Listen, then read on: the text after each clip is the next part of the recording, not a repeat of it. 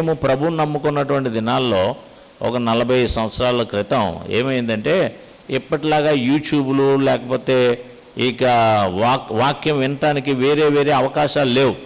వెళితే మీటింగ్కి వెళ్ళి అక్కడికి వెళ్ళి వాక్యం వినాలంతే. అక్కడ మీటింగ్స్ కూడా అంత ఎక్కువగా పెట్టేవారు కాదు, అరుదుగా జరిగేవి, తక్కువగా జరిగాయి అన్నమాట. అప్పుడు మేము ఏం చేసేవాళ్ళం అంటే, నా మటుకు నేను మీటింగ్ జరుగుతుంది పలానా చోట అని మాకు తెలిస్తే నేను పరిగెత్తుకొని ఏదో ఒక విధంగా, మా నాన్నగారు అప్పటికి ప్రభుని నమ్మకపోయినా మా అమ్మగారు ప్రభులో ఉన్నారు కాబట్టి మా అమ్మగారికి చెప్పి, అమ్మ నేను ఆ మీటింగ్కి వెళ్ళాలి, నేను వెళ్తాను అంటే మా అమ్మగారు కూడా ప్రోత్సహించేవారు దేవుళ్ళు ఎదగాలని.